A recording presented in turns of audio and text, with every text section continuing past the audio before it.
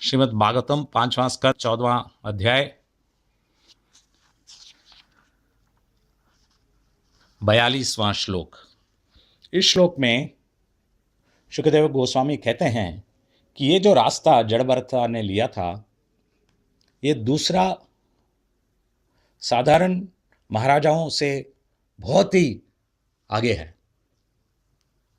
जैसे कि मक्खी के सामने गरुड़ महाराज कितने आगे हैं, ऐसे ही जड़भरता बाकी दूसरे साधारण महाराजों से इतने ही आगे हैं। और क्यों? इसलिए क्योंकि वे भक्ति के पात में थे।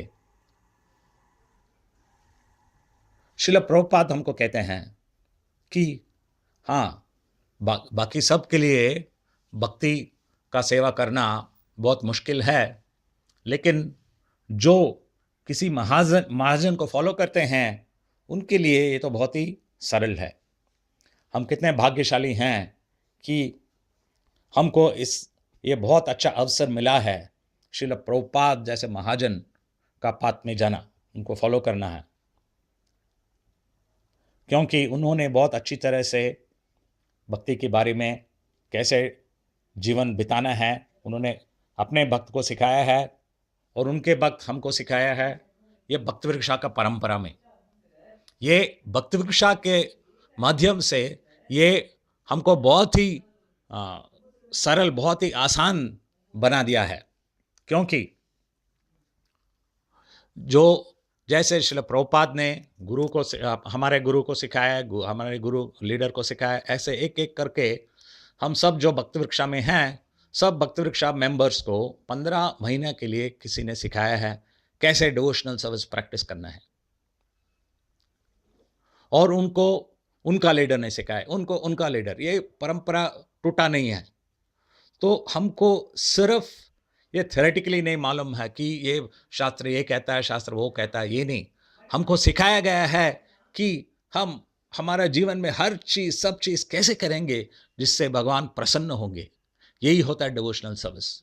और ये हम करते करते गरुड़ के जैसे हो जाएंगे, हम बहुत ही आगे बढ़कर भगवान को पाएंगे।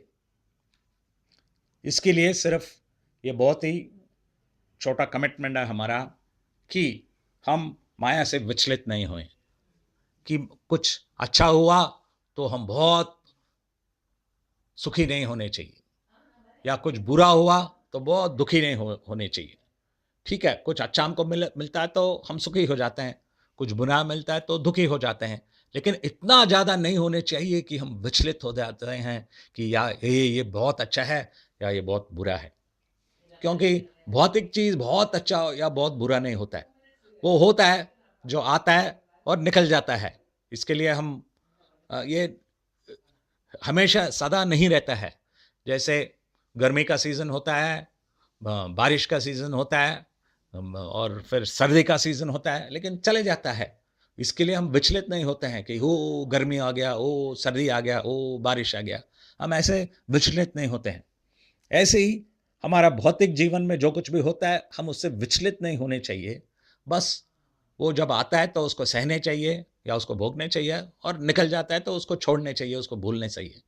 क्योंकि हमारा पूरा ध्यान आध्यात्मिक जीवन में होने चाहिए कि हर रोज़ हम सवेरे सवेरे उठकर 16 माला जाप करके, फिर भागवतम भगवद गीता सुनकर, थोड़ा आरती हो सकता है तो आरती करेंगे, प्रसाद लेंगे, और अच्छी तरह से हम जो कुछ भी पूरा दिन काम करते हैं वो भगवान की प्रसन्नता के लिए करने चाहिए। भगवान का नियम को नहीं तोड़ने चाहिए। और भगवान जब हमको देखते हैं तो उसके सामने हम जो कुछ भी कर सकते हैं वही करने चाहिए।